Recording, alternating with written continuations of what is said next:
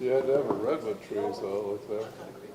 Yes, there's my redwood tree, just to give me a little. Yeah.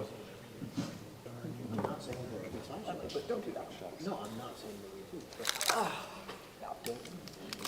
All right, it should be all set to go. So are we on the generator, or we have power, or we don't have power? Or do you back know? on? Well, we're not generating because we don't officially have a transfer switch. We'd have to go out there and manually turn it on. That's what the budget. That's true. Oh my gosh. If we would have lost power, we would have lost power, and then we'd have to go through the whole manual It's process probably just a bump. connecting. It's not automatic. Yeah, seriously. There's a hamster we let loose out there. Jeez, dude. Yeah, Bryce has got to go out there and run the hamster wheel, keep us give us power. Other duties as assigned. All right, it's ready to go when you are. All right, welcome back from break. Okay. Recording in progress. Sorry. Welcome back from break. We're in the middle of a question, administration regarding risk management, weren't we? Is that what you came up for? Yeah, so this risk management safety program is in conjunction with our workers' comp policy. It's something that we review with our provider. We've been trying to work the budget for a few years now, and to the point where we want to implement some sort of safety incentive program where we are doing different trainings throughout the year about safety in different aspects, whether it's accidents, falls, trying to think what worker comp claims, just general liability stuff, and then incentivizing it, and putting the employees onto teams, and then rewarding them for being safe. So is workers' comp, We'll get a having discount. that, yeah, that's what it. We'll get a discount if we implement this Read program. my mind. It won't be dollar for dollar, but it will be a discount for the program, so. You're going to talk very closely with Lisa about what types of safety programs that we're incentivizing, per my comment during our Yes, last during session. budget, yeah. Like not workers' comp, So that there's not a failure to disincentive. file. Yes, Oh, please. yeah. They're in alignment. Generally supportive, just want to make sure that we're not incentivizing the wrong behavior. Oh, absolutely. Nate, on the website redesign, I don't see that line item from our original budget session, but we talked about it, did we It's in the not? website line. It's an admin, It's an admin. I know, but which, that's what I'm looking for. 41, oh, I'm on the wrong area. I got it. Nope. You're, What page is it? 14? Okay, thank you. yeah, it's the last one. you look, it's on there. I was in the 4135, Oh, yeah, which is the wrong one. That's the attorney one. I was going to the next page. And just to clarify, sorry if I misled or misspoke, most of these items that we'll talk about tonight were in the budget during the budget retreat. I'll make a special note if they weren't. So the 25,000 was already in the budget during the budget retreat. We're just trying to highlight a number of items. I got confused and I says, well, Nate, maybe if I'm not the only one confused, maybe others confused. These are not additions or changes. This is just highlights. So I'll make a note if we He's did just change it clarifying. since the budget retreat. just so the public understands, you've had the chance to go through about tree, but the public has A not note seen for all next of it. year on the presentation, you can put the changes from the budget retreat in red and There you go. the non-changes keep in black. Good idea. Agree, because I went through it and highlighted it, so I Yeah. could see what the difference was. Correct. So that, there's no change there. So $30,000 for new branding, that's a lot. What we spent this year on the rollout, I can give you I don't have it on me right now, but I can send you the rollout for next year. And if you want to. I think it would be helpful to just see, My notes from our budget retreat said there was additional park signs, plaques, supplies, uniforms, et cetera. Entrance signs, Entrance signs. One of the big projects for next year is redefining all the placards at all the parks. So we're doing a die cast with the logo on it, especially the signs at Public Works and then going into Industrial Park. Those would have a new logo with the sign and placard, and would have new paint on the signs as well. They're pretty run down. so I do have a question for you. At one point, it's been since Spencer and I got put on city council, we approved some concrete signs for some of the parks. Are we replacing those? were those ever installed? Yes, William R. Smith, if you drive by, it's been installed. Okay. The Scablin one, I don't, East Gable? Scablin, sorry, if it's been installed yet, but it's in the yard, I've seen it.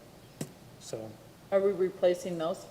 we're not replacing, we're just adding a plaque. So it's like a Oh, bronze okay. cast plaque. Okay. That would just go right over the current circular That's great. logo, so in case we ever go through this nightmare again and rebrand, then you would just have to replace the placard instead of the entire $20,000 sign or whatever the cost is, so. Which, That's great. I'm definitely having a Coca-Cola classic moment. When I saw the old brand versus the new brand, I did. Oh, good. So I'm just saying that maybe we should roll it out slower. Yeah, I can send you the detail out of what it's gonna be for next year, if that's what you really want. Share what the email with Greg. I think that would be helpful because council will be part of that conversation.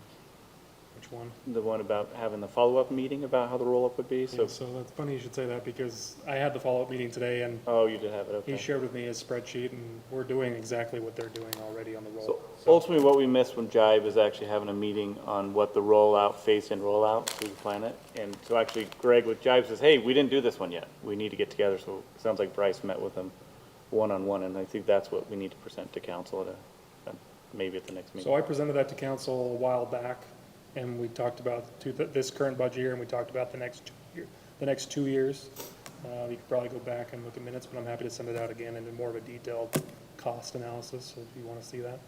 So, I could really make it complicated. I got a letter from one of my colleague mayors from southern Utah that for the 250th anniversary of the United States, they're asking us for a year to make everything red, white, and blue, and I thought, I don't know that I want to go there right now. So, that is part of that. sounds like you heard about it, Bryce. Yeah, I mean, that's something we've talked about well, at least internally with me, just, part of the marketing. That's not just branding, that's also our social media, that's also our city advertising that we do beyond just the newsletters, so any kind of extra printed signs. Facebook. Facebook, Instagram, paid advertising in newspapers. There's not just the brand rollout. I'm regressing. I should have brought that up, so let's move. Well, I just wanted to clarify that because it says for new branding, so that's kind of our marketing budget. I would say 20,000 of that is for new branding, and the other 8 to 10 is probably for our regular marketing plan, so. Good clarification.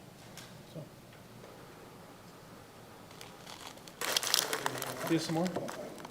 Okay, well, he doesn't want You to. want to talk about fire? No, Yeah, we'll go on to fire. Received their assessment, and they have a 2.9% increase. So that 1.2 million is the assessment that we'll be paying the fire district. And we can't push back on that. I mean, you can. So the mayor and I represent the respective boards, and this is what we've agreed as to being the assessment. And all 5 cities and county agreed to the increase in the assessments. This is the fire district? Yeah, this is the That was a 30,877. 3% increase, which, I mean, that's a pretty standard rate of inflation, Sorry, right? 34,379 increase. Do they have personnel that they're going to be adding to their department? Do we know? Well, they're shifting some things around in their building inspector, fire inspection for one. The challenge is they manage 5 different cities, is that their inspectors aren't really meeting all of our needs. We don't potentially have a fire inspector in our DRC meetings, and so they're hiring some part-time. They're shifting the administrative, the deputy, one of the deputy fire chiefs, because they have 2 of them, it's shifting it to more of one of them is going to shift to administrative role, which ultimately saves the city money because you're not paying public safety, retirement, things like that. So they're doing some realigning. I wouldn't necessarily, positions added, it's more the fire inspection side, not necessarily firefighters. Chief, Mayor, did I miss anything? No, he didn't. Okay. I mean, you covered this in extensive detail in our budget retreat. It's just correct. It's just a difficult one. I mean, the chief burden certain on fire department, as you and I have discussed many times, But yet they still have us by, they basically can push this rate increase on us without really having a lot of. Well, that's No, why, because we're all members of the, We are, but we're not pushing, have we ever pushed back? Yes, as I shared during the budget have. retreat, there was a demand of an increase of 40% 3 years ago. Okay, there was the. So there is always some discussion, but again, as all of us 5 cities have to agree, so there's always this understanding that there's an increase, and inflation was 2.5% or so, 3%. And so that's the understanding of, that's maybe where they start. and this is where the public is willing to come to our budget hearings at the fire district and push back on this if they want. They haven't in the past, but Well, that's the whole thing, is we talked about how they could raise their rate, their tax rate, instead of assessing the city the 3%. But again, you're talking about changing, having 5 cities change the methodology and how we approach this, and not all of us agree on how this should be implemented. yeah. We are one of 6 ultimately that has some idea or influence on this, but ultimately, we're not on the same page whether the fire district should be 100% property tax, which, by the way, special service districts are notorious for increasing property taxes well beyond their means. When you have special service districts, you see fees increase. And so ultimately, with us being at the table and having an assessment, we have actually a say that we actually get to manage their budget, so they don't have a 40% tax increase. Yeah. So by us bringing money to the table, we have some influence in saying, you can't do that, or you need to find a way to be within your means. And those are the conversations we have. If we don't have an assessment, then they could become certain districts in our area that their taxes and fees are getting pretty high without any real checks, right?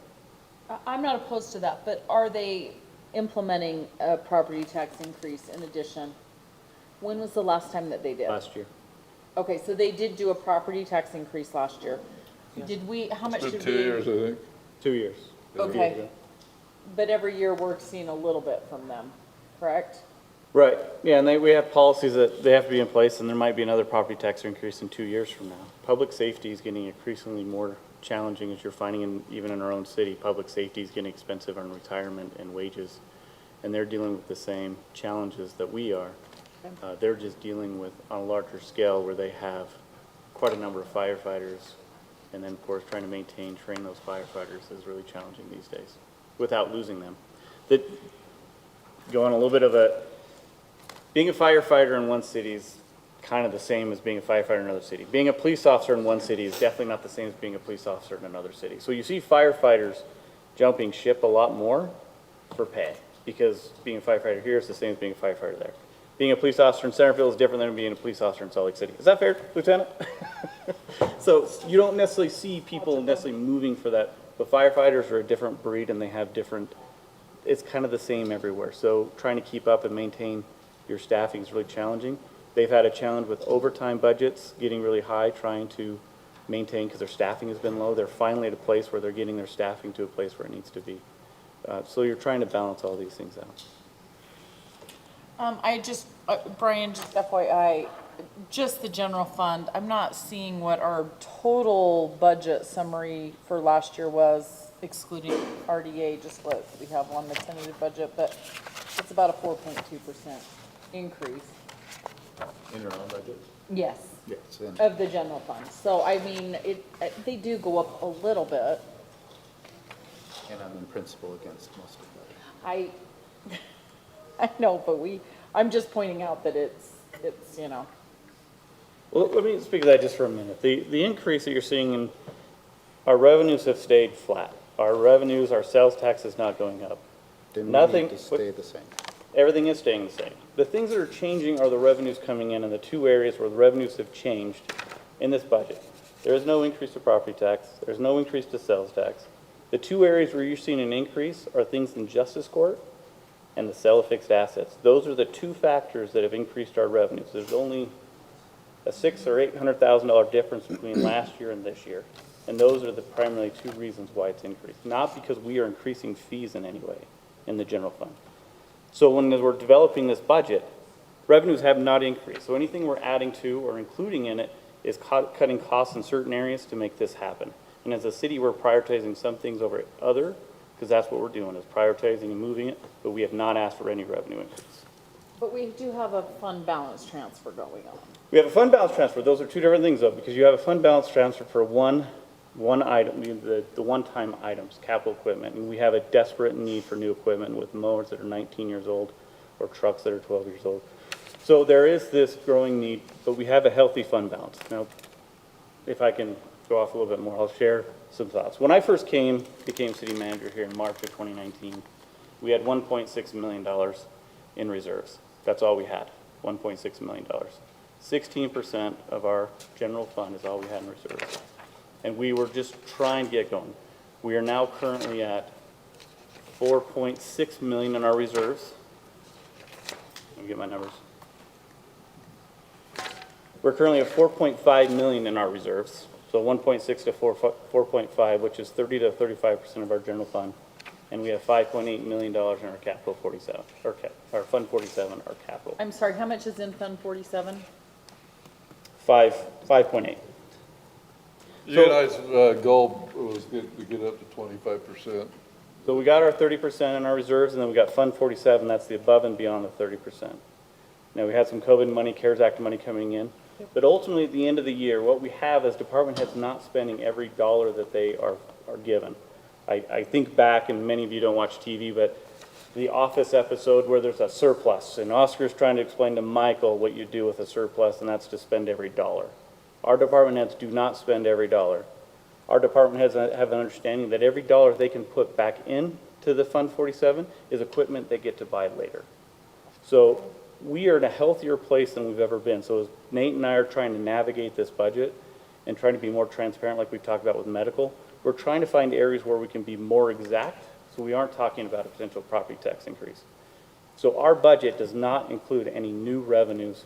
Even if we're adding positions or discussing new ideas, it is within our means, and we're prioritizing Okay. those important areas. Okay, so that actually is a really important question that I think you're helping me to understand a little bit better as I'm trying to balance. Because I see almost $1 million, and you're right, it is for capital equipment. And actually, I did not know for sure if it was or not, so you're pointing out something that I'm trying to still grasp and get a hold of. But I worry about that, but that is helpful to understand that it's maybe as far as like what our reserves are and what we have in, like, for a rainy day, we were talking a 10%.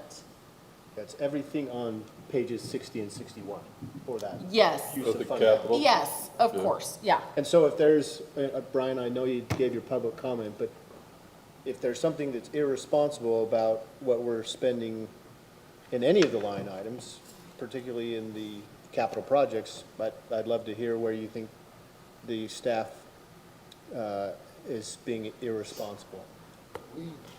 Well, I haven't.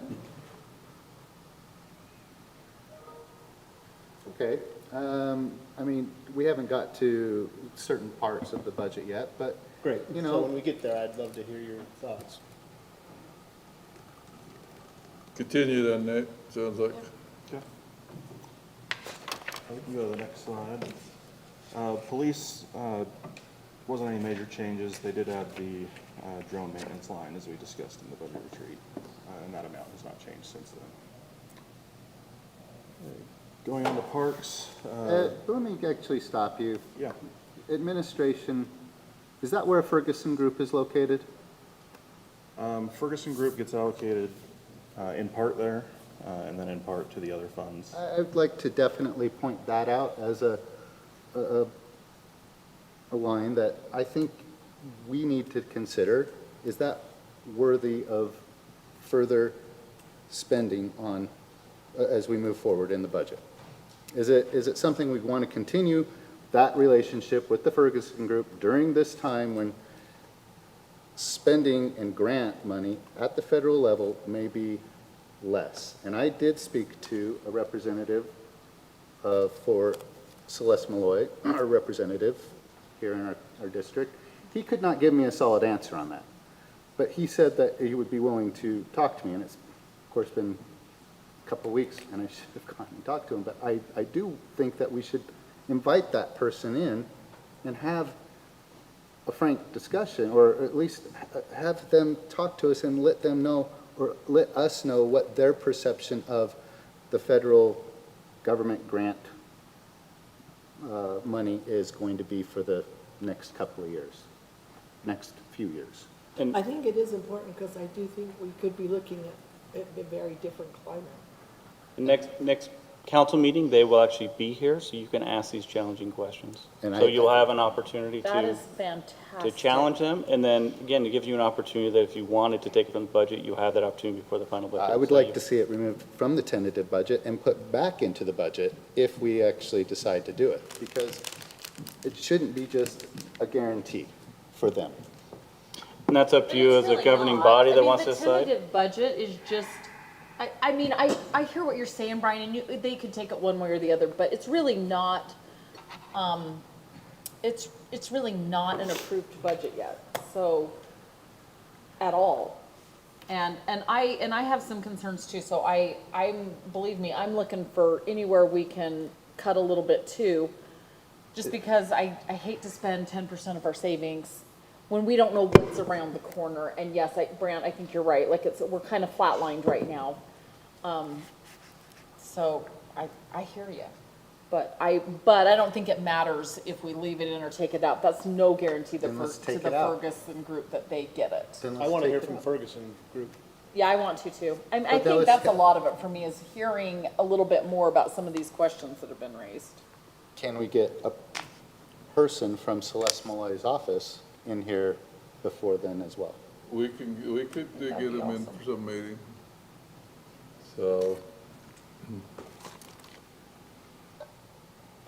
I think it would be good to have two perspectives, not just the Ferguson group selling their product or their service, because they're going to have a biased opinion of, yes, we should fund them to continue doing what they do, which is, in principle, I'm against that too, because we're asking them to go lobby for money that it really isn't there.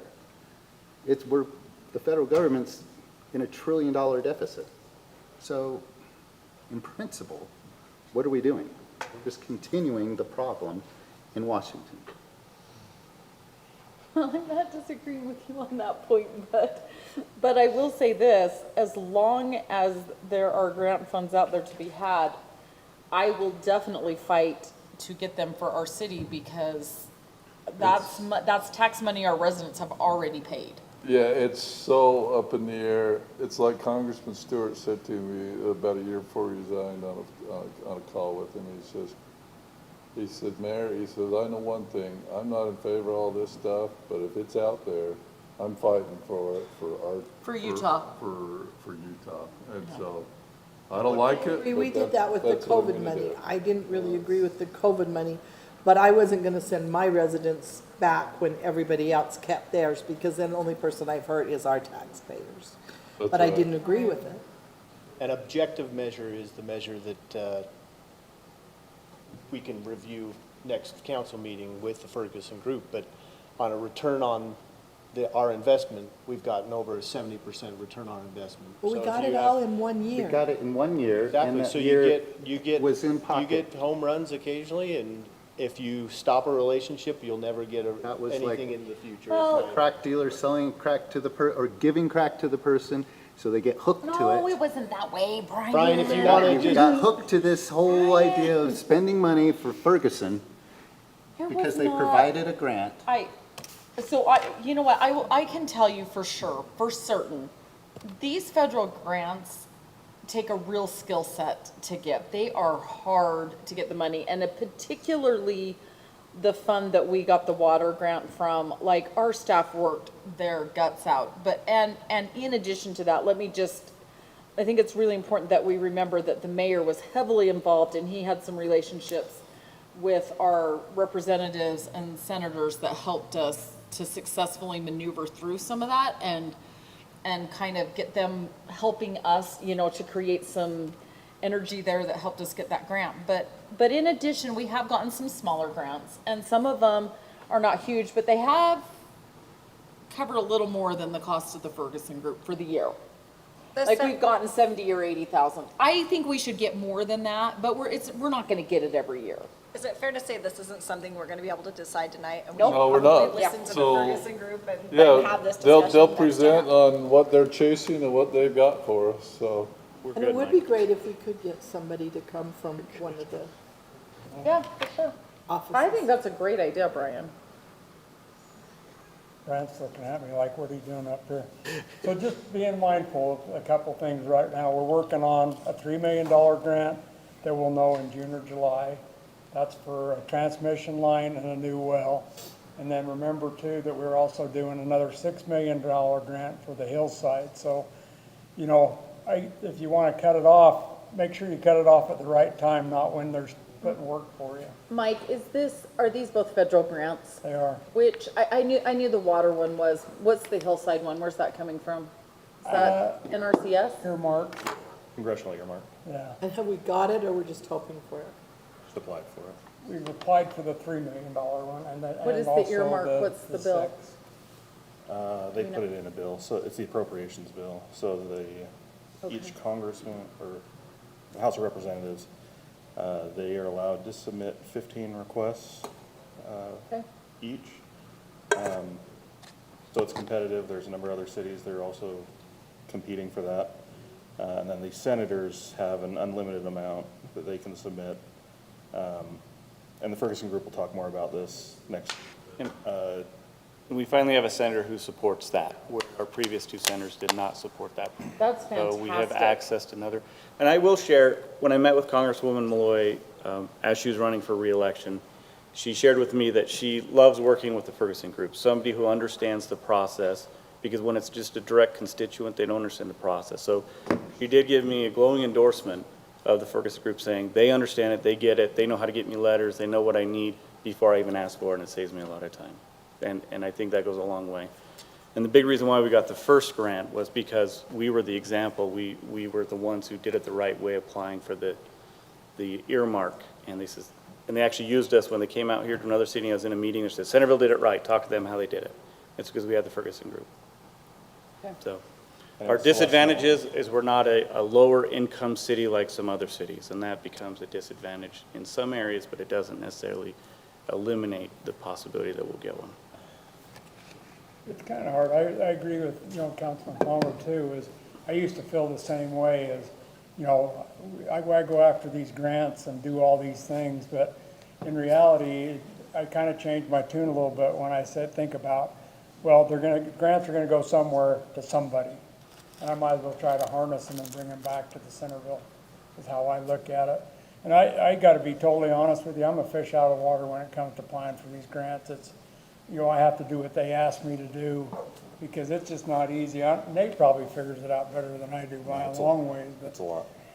there's no way I could even begin to do it by myself. Even the Water Smart grant we got for $75,000. And those Water Smart grants are so hard to get. Like, I can't, they tell more people no than a lot more people no. So the fact that we've got a skill set going that can achieve one of those is really, right or wrong, Brian, having filled out a few grant applications in my career, federal grant applications are very complicated. They're tough. You really do have to have someone who understands. It was funny, like the Water Smart grant that we got, I got the letter of approval, and I'm sitting there going, and I ran into Rural Water, Kurt Livingston, that works for them, and I says, and he does their grants, I says, what does this mean? And he goes, that means you got the grant. And I'm going, really? And he goes, how did you do that? And so that's a guy that writes grants with Rural Water. So, Right. I understand what you're saying. If you don't, just find the right time to prune it off if you're gonna prune it off. I wouldn't do it when I had $9 million in grants coming at me, or possibility. We should at least see it through to, All right, maybe what would be good, no, I'm not gonna give you more work right now, but Later. But, yeah, because we did a schedule of what we receive, county, state, federal grants each year.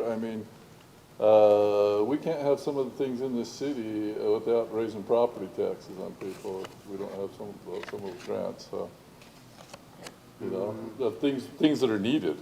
as well too, like you think on the Hill. Oh, Continue. for sure, yeah. All right, we can go to parks, I think is where we left off. Again, no major changes here, but we did add the $7,000 for the implementation of the new cemetery software, since our old Is that software. an ongoing expense? Yes, but not at that price. That was right. We So had the the- initiation, all Yeah, of, the implementation is gonna cost just shy of 7,000 total, and then it drops to, I wanna say 12 or 1,300, if I remember right. okay. Oh, It's like $800 for the software, but then we have to have an Esri license that's an extra 550, I think. So you're in that $1,200-1,300 range going forward after that. All right, community services, the highlight here is that we added $15,000 in their professional services for the Parks and Rec Master Plan update, and then moved the Fall Festival from, I believe it was in youth. Master plan update, I think, was that a decrease from the request? It was a Yeah, big the decrease. So I original just want to make request sure was that's 75 noted, it's a grand. decrease from the. Yeah. Okay. But what does that entail? Are we outsourcing that again? Or with like the general plan? So for me, it's more just adding something in there, because we already have a Parks Master Plan. If we want someone to, outside to look at it, I don't know if that's necessary, but if there was a need for maybe the Parks and Rec Committee would like to see somebody come in to analyze it, I don't think it's necessary, but I wanted to have a placeholder that there was some funds, that if they wanted to explore it, they had some funds to do that. But I believe it really needs to go to the parks, I believe your parks, right? It needs to go to Parks and Rec Committee, really to look through it, talk about it, and then start making recommendations.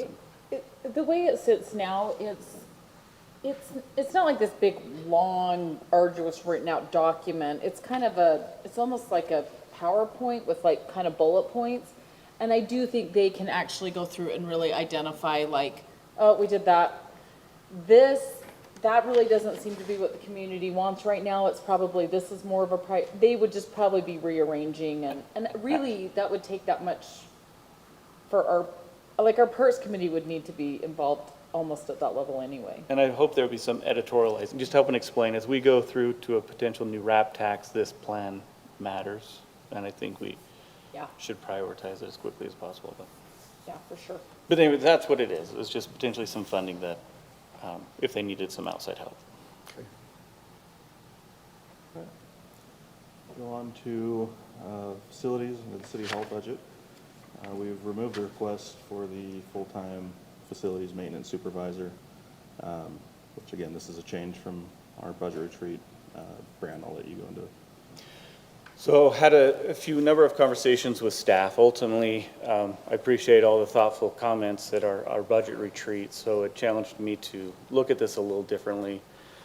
At the UCMA conference I attended last month, it was really good hearing from other city managers dealing with similar issues we're dealing with, so it just got me thinking that there needs to be a different way without adding a full-time person right now. But ultimately, I think Bruce has done a tremendous job doing it for these last 7 or 8 years. But ultimately, my conversation with Mike is, I'm handing it off to you. Now we need to figure out what to do, right? So what is the strategy? So right now, I mean, I'm over here freezing, and I've been here for 3 hours, and you guys have to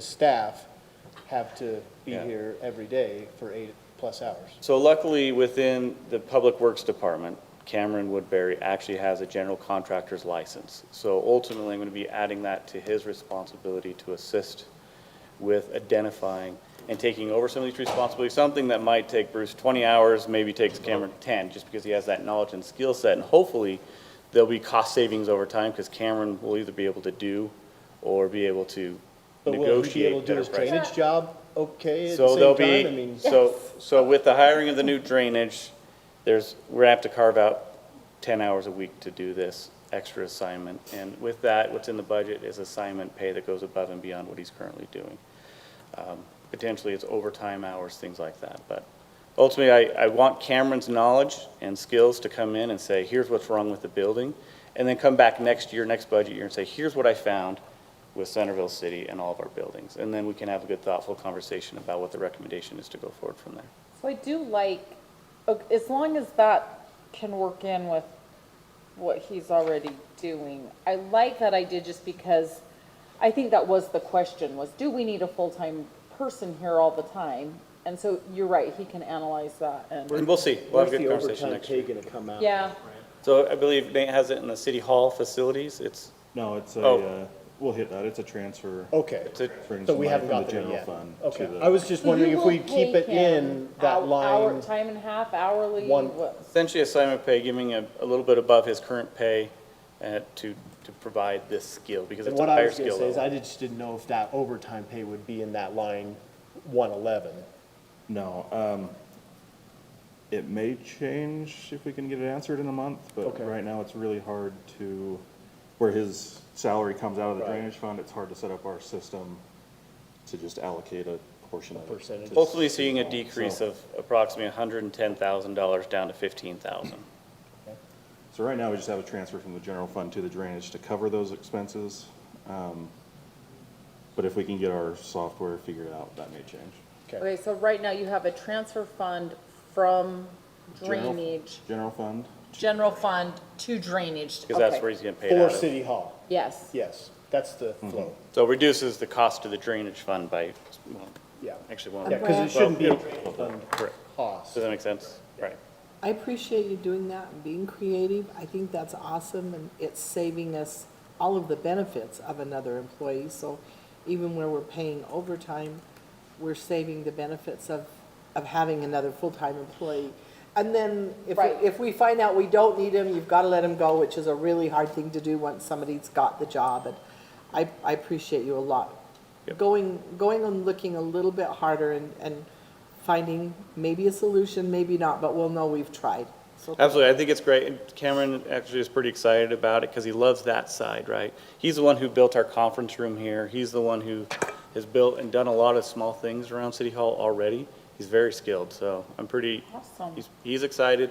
I think this will be great. And again, it is assignment pay, so if it doesn't work out, we just say, hey, no more assignment pay, and we take it away from you. Greg, can I make a clarification? When you say assignment pay, are you talking about some additional pay because he's taking on additional Correct. responsibilities, but within his normal 40-hour work week, or are we talking overtime pay? We'll compensate whatever way it needs to go. If his drainage duties require that, then he'll be there. But again, we don't know exactly what time it's going to take until he gets into it. What we don't want, and what Mike's trying to be careful about, is he doesn't want Cameron to get inundated with our silly requests. Like, there's just little things we've dealt with for so long that Mike's like, well, since you have a guy, I don't want you taking my guy 20 or 30 hours a week and not doing his job, which is fair from Mike. We have light bulbs out, we have bugs in our lights, we have ceiling tiles about to fall. We've dealt with it for years, but we need to start creating this running list. And I think Cameron's going to be able to help us figure out that running list, and he'll prioritize that. And Mike, he'll work with Mike on what he can and can't do, so. I would just say that my concern is I don't want Cameron to feel like he has to work 50, 60 hours a week for us to save the city money at his expense. I don't think that's fair. So as long as he is happy and willing to take on this, I say that's fantastic. The intent is to work it within his 40 hours, but if it goes beyond, that's not the expectation. But it's up to him if he wants to spend a little bit more time. That doesn't take away from drainage. That's up to him. It's not a requirement to be overtime.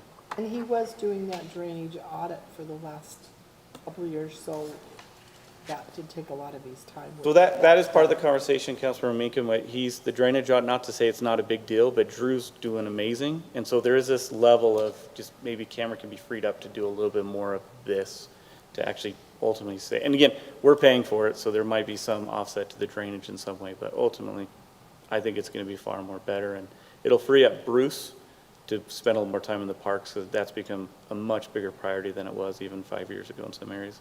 So, anyway. I like the thought of it. I do agree with you. We don't want to Right. burn out one of our valued employees, but we can certainly continue the conversation if it just is, if, you've come to find out 6 months from now, it's just way too much for. Right. I think it's a great thing to try. Yeah. Is that an option? 6 months from now, if it's. We can if it's a always problem, amend the budget if come we talk have to to. us, yeah. We don't have to wait for a full year before we. Sure, if that's what you'd like to do. Again, I think the big thing is, for me, is getting that assessment from Cameron and going through our buildings and finding out what these issues are. To be clear, I'm not asking for this to come back in Yeah. 6 months. I'm just looking to you guys if you think that we need to relook at this, to just make sure you put it on our radar. I mean, ultimately, whether it's 6 months, a year, 3 months from now, the intent is for Cameron to have an assessment. Again, I don't know what the recommendation is going to be. The recommendation might be to hire 10 guys. I'm just kidding.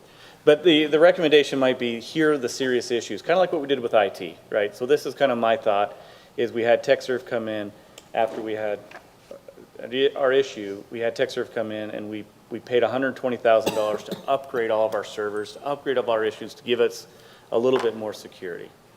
And I think I'm looking at this as the same way. We need an expert, and Cameron's that expert, to come in and say, we've got $200,000 worth of issues, $50,000 worth of issues, and then we could figure out how we phase that in. What do we prioritize? Yeah.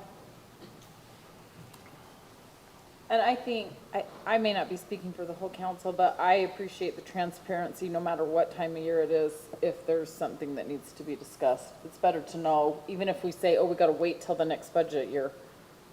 It's good to know what's coming. Sure. Community development, still have the request for a part-time code enforcement officer. And I'll just read a portion of Brant's budget message. It just says the plan would be for this employee to assist community development, public works, city administration, and other departments of the city with code enforcement, complaint response, community education and outreach, and enforcements on land use, building code, and nuanced concerns and issues. So Mike, I might need your help, but, I mean, I know this isn't community development, but I'll kick it off. So in code enforcement, I just want to clarify that even though this is in the budget, it's not necessarily, if you approve the budget, we hire a code enforcement officer. We still have to go through a process of approving a job description, which you have the authority to do so, and we figure out if it's still in need. But those are conversations we'll have to kind of outline what that expectation might be for the code enforcement officer. So as we're having this conversation, I just want to clarify, code enforcement officer to me, when I had a code enforcement officer assigned to me in Yuma, and we're dealing with the lower income areas, we had to take more of a proactive approach because we're trying to instill pride in a community, and having people take care of the yards is a big deal, because one person takes care of the yards, 10 people take care of their yards. And so we took a proactive approach in that area, but I had an amazing code enforcement officer who was more compassionate when he did this. He spent time with them. And part of the code enforcement process, I wouldn't say it's easy, but the simple process is to cite someone for the violation, say you have weeds, and you have 20 days to cure it and take care of your weeds. If they don't cure it, you cite them. That goes to judge. We show up and we say, hey, they didn't pull their weeds, and the judge decides whether to cite them or make them do some other issue. That's the simple process, even though it's still long, and part of it is dealing with absentee owners who are in California or out of state and trying to get a hold of them to get them to fix it. Dealing with those issues is very time consuming. But when I look at code enforcement, I look at how my code enforcement officer did it, and he's from a compassionate approach of working with the property owners. When there was, a number of times he says, can I mow their lawn for them? Can I go take care of their lawn for them? Because I'd hate to cite this person. He said, after hours, for sure, you can go mow their lawn. I would go mow lawns with him. I mowed a couple with him. Tom was amazing at what he did. And so if you're trying to implement a code enforcement process that's more compassionate or educational based of working with property owners, that's what's time consuming. So if we're talking about certain areas in our city, such as our industrial park area, that needs a little bit of love and attention, we've got great businesses there. But working with them and trying to help them instead of just citing them and moving on and trying to get revenue. When Nate asked me how much to add, because Councilmember Summerhay says, hey, is there a revenue offset to this? I says, I don't want to add a revenue offset to this because the intent is not to generate revenue, but to try to have a conversation, educate. Be clear, I didn't ask the question because I wanted it. No, I know. I wanted that answer. But yeah, so that's, ultimately, and that's why it's not in the budget, because ultimately I want, the intent of this person is to work with certain people, but also be harsher on others, like telecom. So there's that balance of trying to figure out. That takes time, and if you're wanting to develop a relationship from a code enforcement standpoint and being a little bit more proactive in certain areas like our gateways or our business park or our industrial park, not necessarily driving the city and finding out, you know, the 80-year-old widow has these weeds and we cite them and say, you need to fix this. That's not the intent.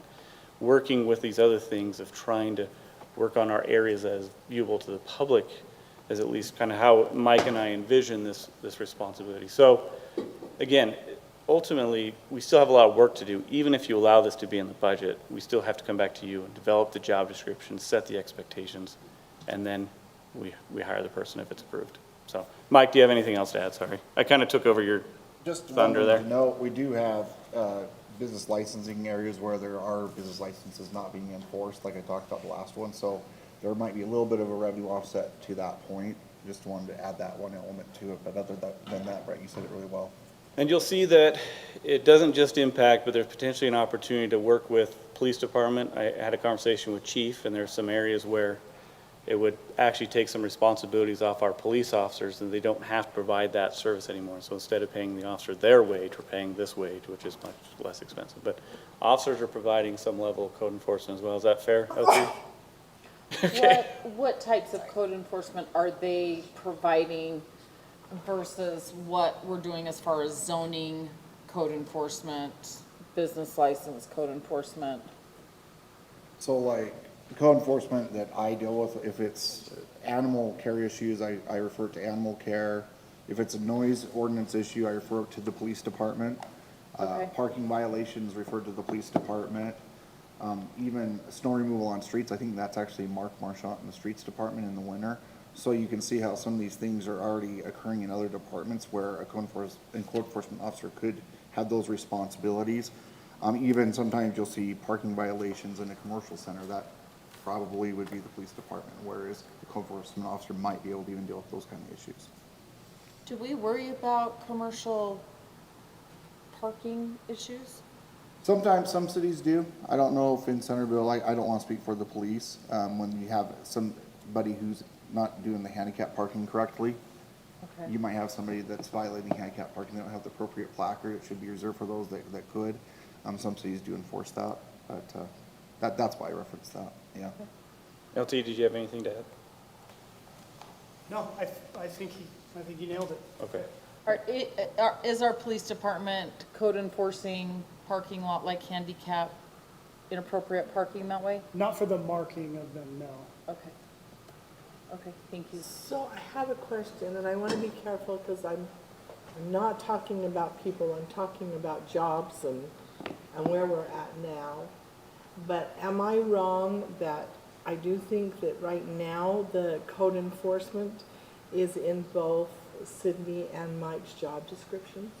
It is only in the planner job description, it is not in the community development director job description. Okay. Officially. Explain that a little bit more. It just in the job description say code enforcement will be conducted by the planner, but it's not in community development's job description to enforce code. So Oversee, yeah, community development director. So To the oversee, community It's development got the director specific is. job description of planner. Sydney officially has the job description of planner. Okay, so So what is the expectation when we have that in a job description? What does that entail from the planner?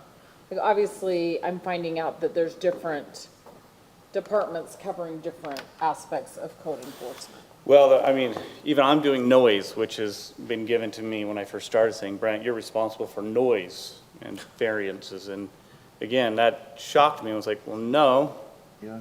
it's community development or it's police, but no, it's my responsibility to do that. So I deal with those issues, and so it is kind of all over the place. I'm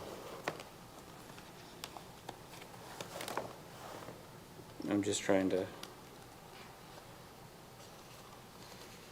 One of my other concerns is where we say that we're not looking for revenue, but my concern is in 2 years, 4 years, whenever we have a different council on, are they gonna be saying, hey, we've got this guy, we're paying him this much money, and he's not doing his job, he's not bringing anything in. So our idea may be different than the next council's idea.